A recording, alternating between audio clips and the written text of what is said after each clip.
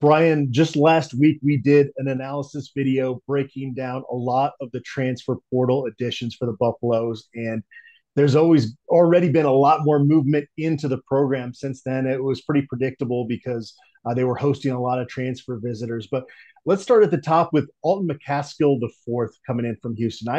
I think you could make an argument this might be the third biggest addition that they've brought in through the portal this year.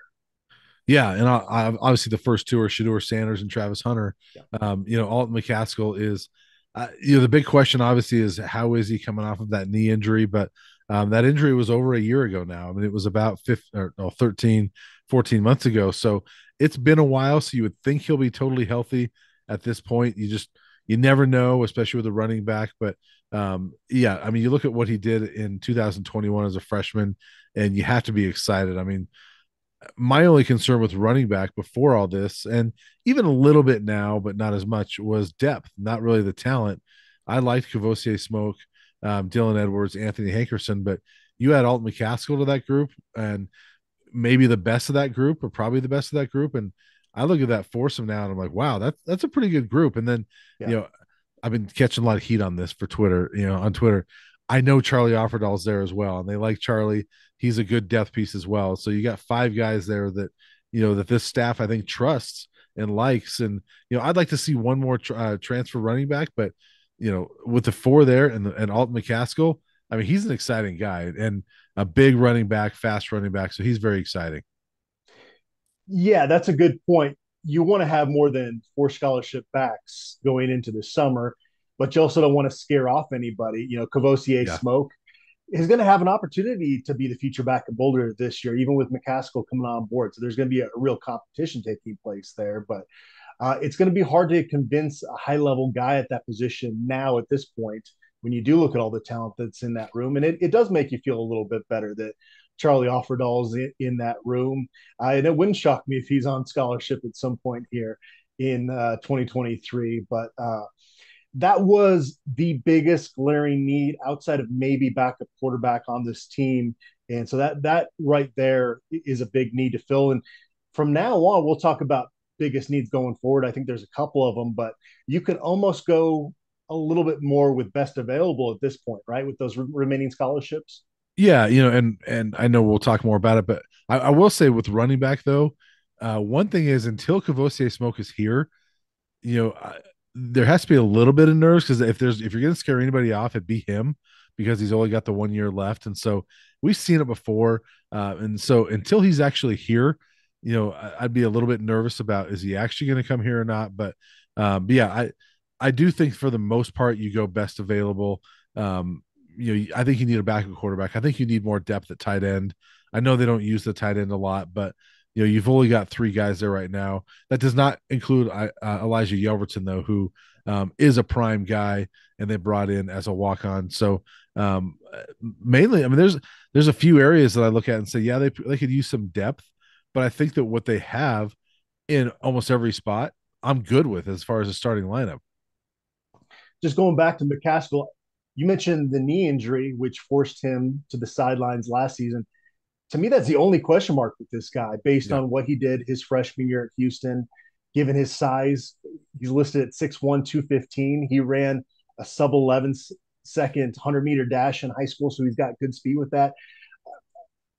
I try to stay away from the comparisons, but watching his film, there are glimpses in there where he looks very Adrian Peterson esque. And I'm not trying to compare him to Adrian Peterson, but he's got that same kind of build to him and that same running style. I've seen some comparisons out there to Chris Brown as well, just because of the height and a little bit more of an upright running style. But if it wasn't for that knee injury, there's not a question mark about him to me. I think he's that talented of a back.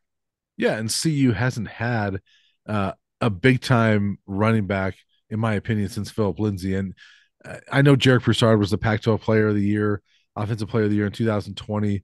It was a pandemic shortened season.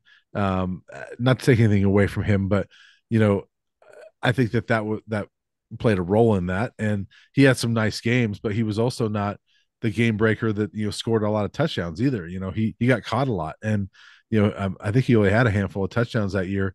McCaskill seems like that guy that once he's gone, he's gone. and he's that game breaker, kind of like Phillip was. Yeah, 18 touchdowns is a true freshman. Not playing at the Power Five level. Houston obviously will be joining the Big 12, but Excuse me.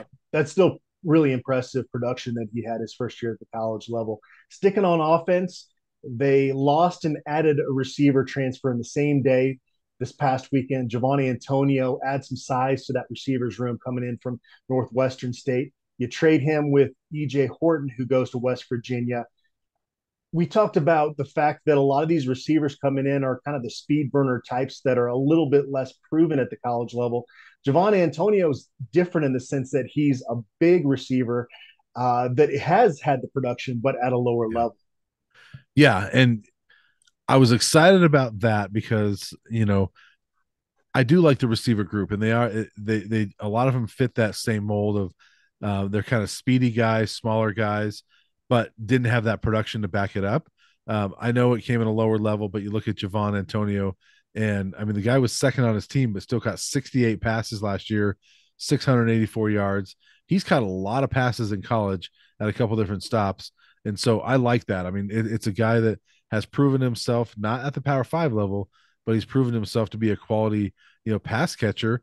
And at 6'4", over 200 pounds, yeah, I'll take that. I mean, I think they need a guy like that in this roster. I don't know if he's necessarily, your number one receiver, even your two or three, we'll see. But I think he's that type of guy that, it's 3rd and 9, you need a first down. You can throw it to Javon Antonio for a 10-yard pass and get that first down. So they need a guy like that. Switching over to defense, it seemed like the second we finished recording our last analysis video, there was just a flurry of guys in the front seven for the Buffs. They got J.J. Hawkins, a defensive end that played at Ole Miss previously, to commit. He's got 3 years to play three. Arden Walker, we'll spend some time talking about him. He's going to be coming back to the state of Colorado. He played at Cherry Creek, transfers in from Missouri. And you bring back Chance Main, and we got to spend some time on that as well, Brian. Of those guys, is there one that you look to and say that I expect them to have a huge impact on this team in 2023? Yeah, I think it's a really intriguing group among that four, and there's two guys. I've been able to talk to three of them. Haven't talked to JJ Hawkins, but been able to talk to three of them. It's an intriguing group to me. For one, I'll say Chance Main. I think you said it last year. One of the best interviews ever. I mean, that's one of the coolest guys to talk to. I loved his quote. He told me, there's a storm of brewing and it's going to rain on a lot of people, when CU is good. But I think he's intriguing because, you look at his numbers last year and he didn't pop off the page, and he didn't, he's not a guy that we probably watched last year and thought, man, he's dominant, but he played at 240 pounds. He's now up to 270 pounds, and said he was struggling to put weight on last year, but he's been able to do it this offseason. So I'm intrigued to see him at 270. And you look at some of his pictures and videos, and like the guy looks like a beast. And, so I'm intrigued by him. Arden Walker's a guy, when I talked to him, he made a really good point that, he's been in college a couple years, and he said, look, this is a tough position to come in and play right away. And he said, there's very few guys that can come in and be dominant as first or second year guys to the Power Five level as an edge rusher. He said that's a high paid position. That means you're elite. It's tough to be elite when you're a freshman and sophomore. I guess I kind of bought into what he was saying, in that, he's kind of cut his teeth and developed for 2 years at Missouri, and is probably ready to explode a little bit and prove himself. And so I'm intrigued by him. And then Zach Blackwood is a guy that, did it at the JUCO level, but he just looks like a mean guy that's got a motor that's going to come in and push a lot of guys around. Big, strong guy. And Hawkins, again, I haven't talked to him. I don't know as much about him. He didn't play a ton, but I think that whole group, all they're doing is adding competition, and competition is a great thing to add right now. Yeah, you have to have the right attitude with those guys that are going to be competing. And Chance Main is a guy that is going to be fine being a rotational guy. He's not trying to be All-American this year, but he's a very competitive kid, and we saw that last year.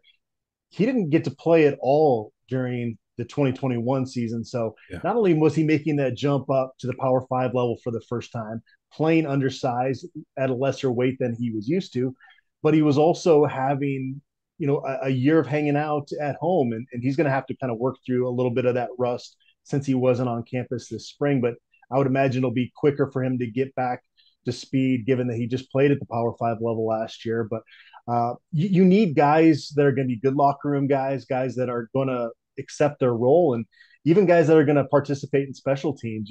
If Chance Main is barreling down on a coverage unit, he's going to bring some pain there. So that maybe that's the storm he's talking about. But I also Yeah. think he can make some plays in opposing backfields too. I thought that he was a guy when you looked out at the defense last year, he wasn't ever the guy you pointed to and go, that's the problem. He was a guy that, if anything, was a guy you noticed because he was bringing effort when other guys weren't.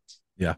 And, and he's also a guy, you talk about all the things that he came into. He also came into a dysfunctional situation on that defense in the Power Five, his one Power Five season. So it hasn't been the greatest road so far for him in Power Five.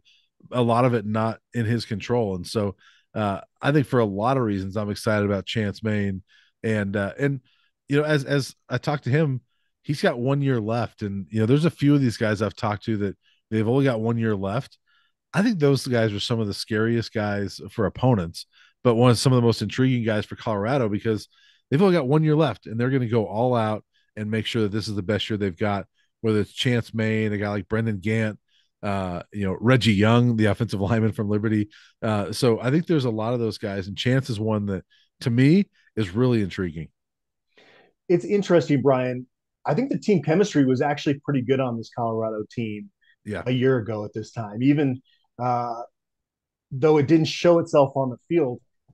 The leadership dynamic this year is going to be very different with so many of those 1 year transfers because they're not going to put up with a lot of crap, right? From the younger guys, it's going to be almost more of kind of a parental type of discipline that's going to come down from the leadership.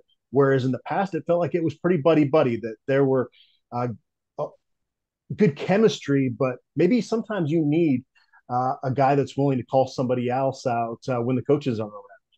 yeah, and this is not to say that a bunch of guys are going to be selfish or anything like that, but I think this is more of a business type situation than we've ever seen, and guys are here because of business decisions, right? Guys are coming here because they feel like this is an opportunity for them to shine in their 1 year or their 2 years, and so they want to make sure that people around them are doing well so that they can look good as well. So I think it's a different dynamic in that regard. I'm curious to see who steps up as actual leaders.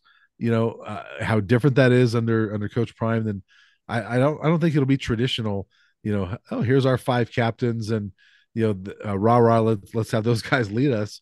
I think it could be a lot of different guys, and to your point, guys that they're playing for something, and they want to get after everybody else to come along with them. With Arden Walker, for the folks that don't know the history there, his father, Arthur Walker, played for the Buffs back in CU's heyday, was part of the H Boys, a trio there that was feared by Big Eight opponents, or would that have been? No, that would have been Big Eight back then. Yeah. It's you've had so many guys that if you're a Colorado fan, you've built up this emotional attachment to by following their careers up until this point, and then they hit the portal, and that doesn't feel good. This is kind of the opposite of this. This is a Colorado kid that decided to leave when Colorado was not doing well, went to Missouri, and he was trending upward there. Yeah, you mentioned that he didn't get on the field a ton his first 2 years there, but he started a couple games towards the end of the 2022 season, so it was at least trending in a positive direction. And he comes back home, so I can already see the articles being written about Colorado's lack of in-state recruiting with 2024 recruiting, because it's going to be a pretty shallow in-state pool. There's not a ton of talented in-state guys, but maybe point out Arden Walker is a guy that was a in-state recruit a couple years ago that they're bringing back home. Yeah, and as of right now, one of only three scholarship guys from the state of Colorado, Wow. Hank Zelinskas and Eric Olson being the other ones, and so there's not a lot, but Arden Walker is one of those guys you can root for. I mean, I know I actually said to him, I did a video interview with him, and I said, well, hey, Arden, Buff fans wanted you 2 years ago. He goes, yeah, I know, I'm sorry. He goes, but I'm coming now. So he was a guy that Buff fans did want 2 years ago. I mean, he was one of the top 5 or 6 guys in the state. ranked right around Eric Olson, actually, in the 24/7 rankings, I believe. So, it's good to see him back here. And he was rocking the old school Buffs hat when I talked to him. It was his dad's old hat. And so, bring a legacy guy like that is pretty exciting. And especially at a position like that where we know the Buffs were terrible last year, they need some help there. One other guy to mention is Travis Jay, who is the fifth former Florida State Seminole transferring into the program. Long, rangy defensive back, was pretty highly regarded coming out of high school. Uh, Again, kind of fits the mold of a guy that can play some different positions back there in the secondary. Yeah, and he's definitely an intriguing one. I know he had some, I believe it was some academic things he was dealing with at Florida State a little bit, but didn't play. I think he was on the scout team last year, but the previous 2 years he was pretty productive, and a guy that is probably got something to prove as well. He's pretty close with Brendan Gant, and so those two guys are going to be coming out here. That there's five of those guys, obviously, that are coming from Florida State. Three of them were in that same recruiting class. So they'll be kind of bonded there. But, Travis Jay is a guy that I see. They've got a lot of these DBs that you look at and say, are they a safety or are they a corner? Well, they're probably a little bit of both. And so I'm curious to see how Coach Prime and the staff uses those guys and where they use them. So that takes us to our final topic here, Brian, and that's remaining needs. We talked a little bit about it earlier. It's got to be tight end number one at this point, I would think. Yeah, I think so. They've got three on scholarship right now: Caleb Fourier, Eric Olson, Louis Passarello. And again, like I said, I know they don't use that position a ton, but they do want guys that can block there, and you want it as a weapon every now and then, and especially with Fourier's injury history, you don't know he didn't participate in spring, so how healthy is he? I think you want to get at least one more tight end, don't you think? I don't know about Yeah. two, but especially because you like Elijah Yelverton, he's a guy that did play for Coach Prime as a youth. He was brought in here by this staff. I think because of that, you probably don't need two, but I think you'd like at least one. Yeah, I think that is a spot that you need to add one more from a number standpoint. I think they need to bring in one more interior defensive lineman, probably one more cornerback from a number standpoint, maybe a running back as well, but that might be tough to pull off. And then quarterback, we keep, talking about, but we don't really have any answers there. Yeah. They do have some scholarships to play with, at this point. And I know they're going to hold a postgraduate camp and give some guys an opportunity to impress Coach Prime and the staff. So I would imagine that they want to keep a couple scholarships open for those camps the way that they've kind of been advertising it on social media. Yeah, I would also add, I think it's 13 offensive linemen right now. I think that you probably want to add one or two more. We traditionally see about 15 scholarship offensive linemen, and so I would think 13 is a little thin. Maybe get one or two more of those. But I chatted with Neely last week, and we were talking about the scholarships, and he actually said to me, it was interesting. He said, "I don't think Coach Prime is going to use all 85." I said, "You mean by June?" Like he'll say something for the summer. He goes, "No, I don't think he'll use all of them for the season. That they could be more in that lower 80s type and leave two or three open, because if you've got the team you want, why use up a scholarship, especially after this year, it's not going to be as easy to get rid of guys. So I'm curious to see if they actually use all 85 of these scholarships, or if they do actually go into the season with 80 or 81 guys, and if that's the case, they've only got 5 or 6 spots left." Well, you lead me to a point here, Brian, is that if you're going to take chances on guys in the portal now going forward until when they report for camp, you'd want them to be seniors this year so that if Yeah. for some reason that guy doesn't work out, then you have that open scholarship. And certainly you can move guys out through the portal again next year, and there's going to be turnover, no doubt about it. But it's not going to be quite as easy to do that in year two without that NCAA rule kind of backing you up as Yeah. like they've had this year with Coach Prime being a first year head coach in Boulder. I definitely think, especially with the traction they're starting to get with high school recruiting. They just landed a top 10 California recruit for 2024 and Aaron Butler this week. You definitely want to make sure you have some scholarships coming available for that class. Yeah, for sure. And we've seen guys like Bishop Thomas that are coming in that he was a true freshman last year. He's got 4 years of eligibility. I don't see a lot of guys like that coming in at this point. You almost like you said, you almost want those guys that this will be their fourth, fifth, or sixth year of college already, and it's their second or third stop already. That they're just trying to play one more good year, and even if they have 2 years left, if they're a graduate, then you can move on from them, and they can still play somewhere else next year. So I do think that whatever additions we see, unless there's somebody really phenomenal that's a young guy, I think that we will see mainly guys that are, probably fourth, fifth, 6 year type of guys. Well, pretty much every time we finish one of these analysis videos, Colorado gets a new transfer commit. So if that does happen once again, we will talk about that new commit on our next video. Brian, anything else here? Are you able to catch your breath following spring ball, or is it just tough? I know it's been tough for me with all the news that's been coming down the pike. Yeah, certainly right away after spring ball, it was tough. It's slowed down a little bit since then, and but Little League baseball has been ramping up and all that stuff. And I did wear my St. Patrick's Day hat. It's not a Celtics hat, but I wore it for you Yeah. in honor of your Celtics. So I know that you've been busy rooting for your Celtics as well, but it has been very busy on this beat, of course, but it certainly slowed down a little bit the last week and a half, 10 days. Yeah, it kind of is almost mirrored the NFL to where there's something going on almost every month. Now you've got the Yeah. transfers in May. Next month, you're going to have official visitors with high school recruits and camps. July is really kind of the last beacon of hope for us, but it's good to have a lot to talk about. There have been off seasons that have dragged. This is not going to be one of those. We're going to wake up and they'll be kicking the ball off against TCU, and we're going to wonder what happened Yeah. to the off season. Well, and before you know it, I mean, middle of July is like Pac-12 media days, and who knows what happens with the Pac-12 media rights deal and all that stuff. So, yeah, there's not going to be much vacation time for us, and I think fans are excited, and I think we're more excited for a season than we have been in a while. So, it's going to be an interesting summer, but I hope that we both get a little bit of downtime and can go spend some time with our families. That will be nice. All right. It's never a dull moment around Colorado football. We'll be back, I'm sure, with a new analysis video soon.